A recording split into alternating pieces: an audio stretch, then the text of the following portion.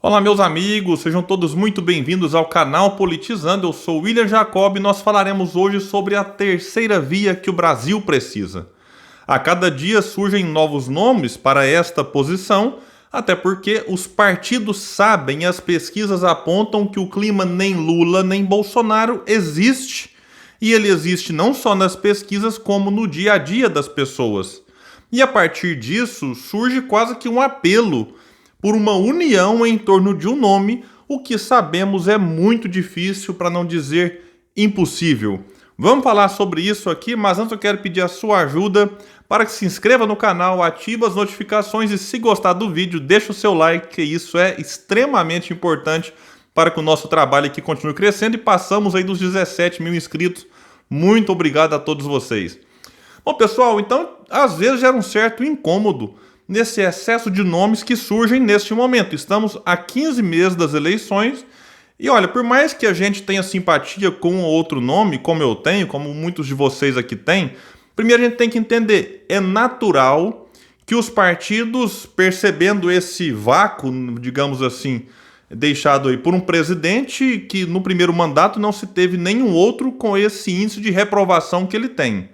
E ao mesmo tempo, aquele que aparece em primeiro nas pesquisas nutre boa parte do eleitorado, ou por conta de um passado que ele tenta construir como se fosse perfeito, embora tenha suas vantagens, mas longe de ser tudo isso que tentam pintar agora, e ele surfa também um pouco no anti-bolsonarismo. Então, é uma situação em que os dois que lideram, embora tenham sim o eleitorado que lhes seja fiel, os dois se aproveitam da rejeição que o outro também traz. Então você tem hoje gente que vota no Lula porque tem medo do Bolsonaro ganhar de novo.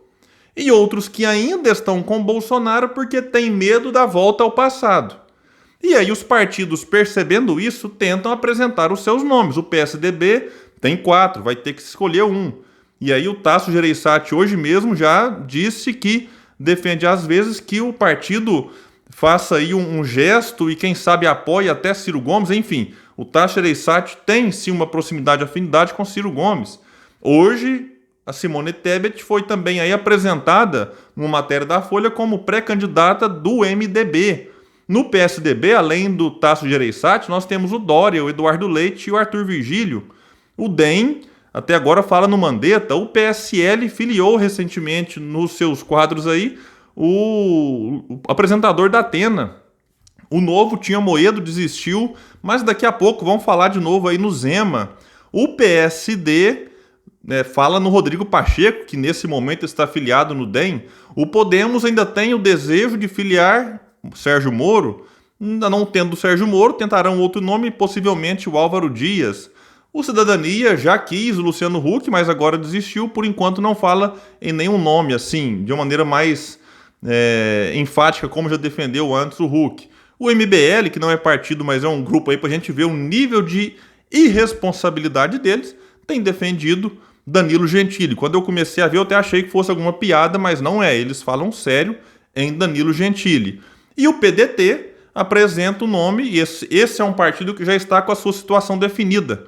Não depende de costura, não depende de votação interna. Apresenta Ciro Gomes, que já tentou 3 vezes, vai para a sua 4ª tentativa.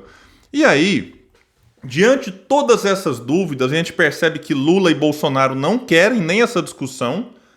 Lula, numa live recentemente, eu fiz até um vídeo, ele se revoltou com a possibilidade de terceira via, e quando ele foi questionado sobre a terceira via na Bahia, em que João Roma tenta se apresentar para quebrar a polarização que terá entre Jacques Wagner do PT e ACM Neto do DEM.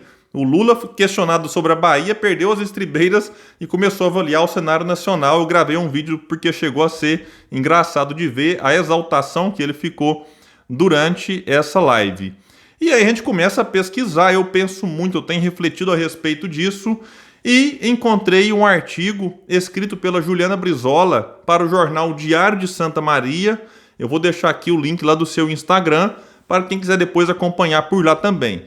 Mas eu achei um artigo muito interessante e ela foi muito feliz nos apontamentos que fez. Diz Juliana Brizola: Não é possível que setores da sociedade acreditem que o segundo turno das eleições de 2022 está definido. Só que tanto Bolsonaro quanto Lula apostam nisso. Eles querem impor agora, ou você vota em mim, né? Lula, por exemplo, fala, opa, eu sou a democracia, e do outro lado o fascismo. Aí o Bolsonaro fala que ele, Bolsonaro, defende as liberdades individuais, que do outro lado é a ameaça do comunismo. Os dois querem impor à sociedade que ou é um ou é outro. E ela vem questionar isso.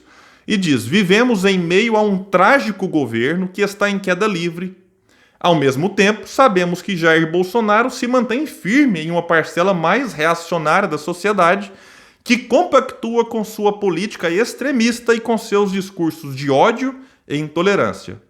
O lulopetismo, diz Juliana Brizola, por outro lado, embora tenha deixado marcas importantes como o acesso às universidades e à casa própria, carrega o desgaste de uma política econômica desastrosa, somada a um lamaçal de corrupção sem precedentes na história do país.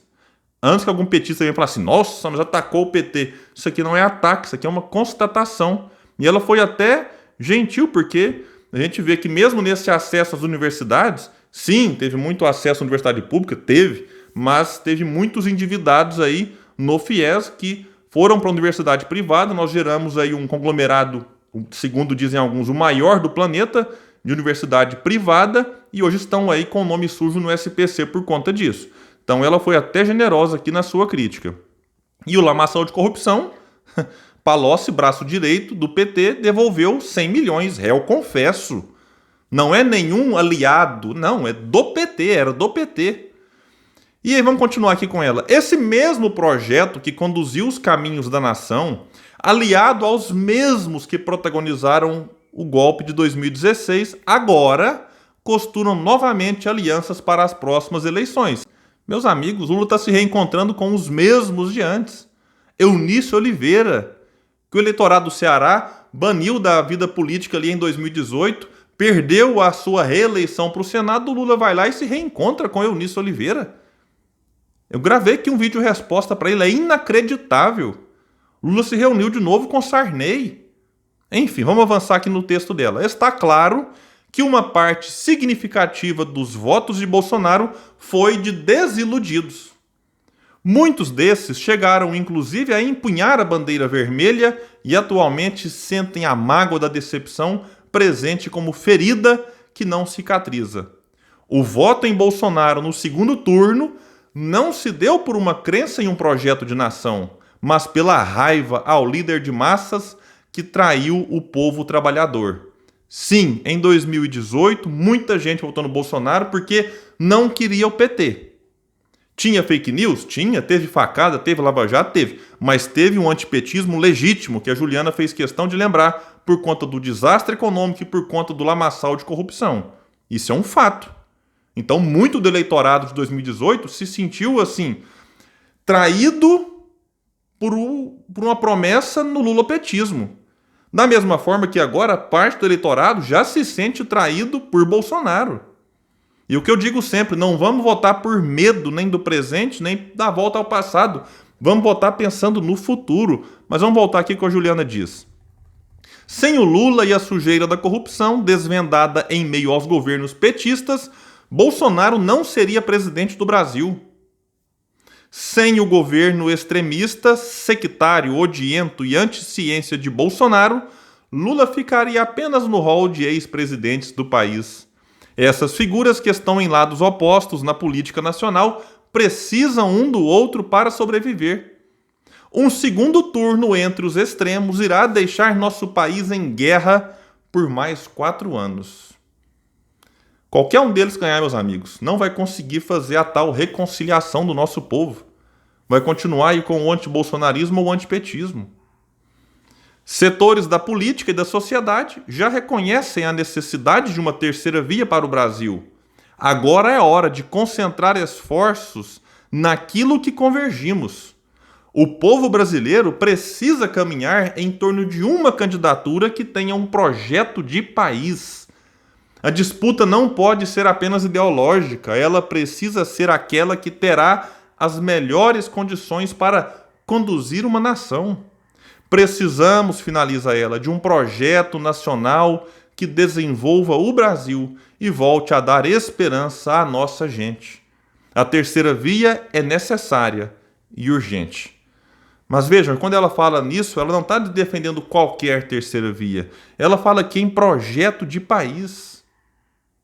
E quando a gente observa todos esses nomes que eu citei, a gente vai ver que vários deles que fazem parte da política hoje estiveram ao lado de projetos e de reformas que agravaram o problema do Brasil que já vinha sendo arrastado desde muito tempo. Por exemplo, a reforma trabalhista, a reforma da Previdência. O teto de gastos, que muitos caíram na ilusão e alguns até já se desiludiram, simplesmente foi abraçado por muitos destes e ainda continua sendo. Eduardo Leite, por exemplo, é um grande entusiasta do fiscalismo e, enfim, de austeridade fiscal. E nós temos um candidato que na data não caiu na ilusão nem de teto do gasto, nem de reforma trabalhista, nem de reforma da Previdência. E denunciou que isso traria ainda mais prejuízos ao povo. Este candidato é Ciro Gomes, que muitos dizem que ele é até profeta, porque ele consegue antever os problemas aí bem antes deles de fato chegarem. E aí a gente precisa então compreender que Ciro Gomes, na minha opinião, não é a terceira via em termos de projeto. Ele pode ser a terceira via nessa necessidade que nós temos de alguém que represente uma chance real de quebrar essa polarização. Porque, em termos de projeto, Ciro Gomes é a via que o Brasil precisa. E aí ele vai ter muitas dificuldades, porque a elite não o quer, a grande mídia não o quer, os neoliberais que estão aí também nos YouTubes da vida, nos canais e nos tweets e nas redes sociais, não querem. Por quê? Porque ele tem propostas que atacam a desigualdade social. E tem gente que não está nem aí pelo fato de termos 15 milhões de desempregados praticamente, 6 milhões de desalentados, desistiram de procurar emprego. Nós temos aí quase 20 milhões de pessoas passando fome, mais de 100 milhões comendo menos do que o necessário, uma multidão de gente vivendo na informalidade. São pessoas, não são só números. Estamos falando de gente. Mas tem amigos nossos, tem companheiros da televisão, tem gente na grande mídia que está pouco se importando com isso. Estão apenas preocupados. Será que, quando se fala em reduzir desigualdade social, não vai diminuir a fortuna dos bilionários e milionários? Então a preocupação de muitos é isso. Ah, mas vai taxar jatinho? Ah, mas vai taxar lancha? Poxa, mas se o motoboy do iFood paga IPVA na moto dele, por que um dono de um jatinho, de uma lancha, não pode pagar o proporcional em relação ao imposto sobre a propriedade? Por que não pode? Ah, mas vai taxar grande herança. E aí vai espantar a gente do Brasil que vai para onde? Vai para os Estados Unidos, quando lá um imposto sobre grandes heranças beira em torno de 30%, 35%, até 40%? Então, meus amigos, quando o Ciro propõe todas essas mudanças, por exemplo, no nosso modelo tributário, não é simplesmente porque gosta de cobrar imposto, é porque o imposto no Brasil é cobrado da pessoa errada, é cobrado da classe errada. Quem ganha menos aqui paga mais.